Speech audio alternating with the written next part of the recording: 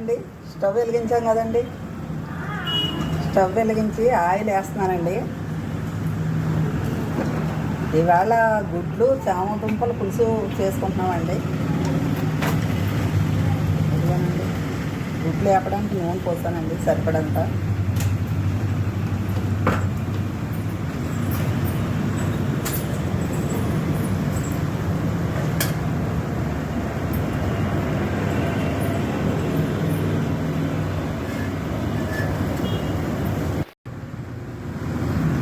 గుడ్లు ఇలా నాట్లు పెట్టుకుని ఇలా వేయించుకోవడంలో ఉప్పు కారం పడుతుందండి, అందుకనైతే నేను నాట్లు పెడుతున్నాను.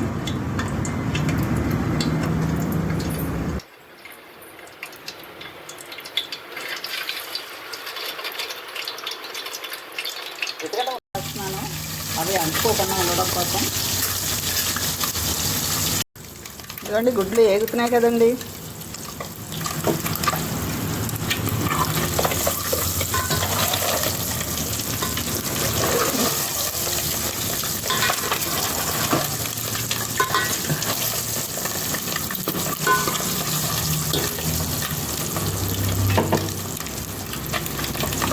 గుడ్లు వేగిపోయాయి కదా, ఈ పళ్ళెంలో తీసేస్తున్నానండి. తీస్తాం కదండి. ఇప్పుడు ఉల్లిపాయ ముక్కలు వేస్తున్నామండి. ఒక 5 ఉల్లిపాయలు పోస్తామండి, పెద్ద ఉల్లిపాయలు.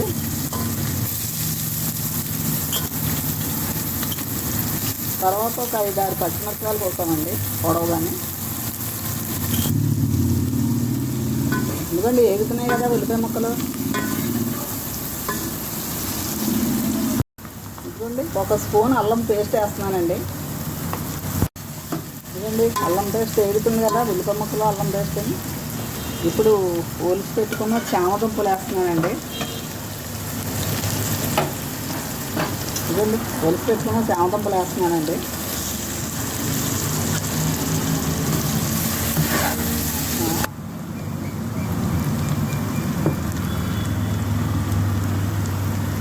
మూడు స్పూన్లు కారం వేస్తామండి.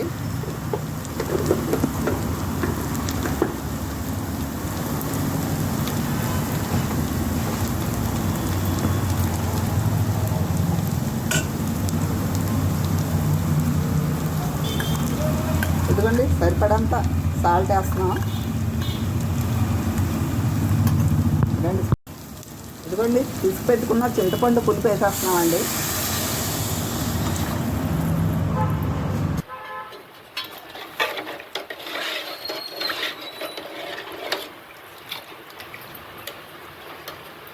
తర్వాత గుడ్లు కూడా పెట్టుకున్నాం కదండి, అవి కూడా వేసేస్తున్నాం.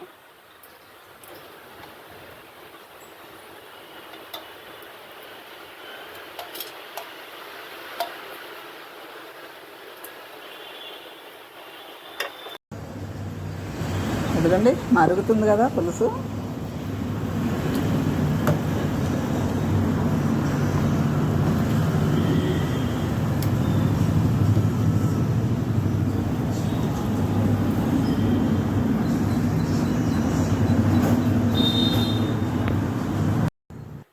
ఇదిగోనండి చామదుంపలు గుడ్లు పులుసు రెడీ అయిపోయిందండి. మీకు నచ్చితే ఒక లైక్ కొట్టండి, సబ్స్క్రైబ్ చేసుకోండి.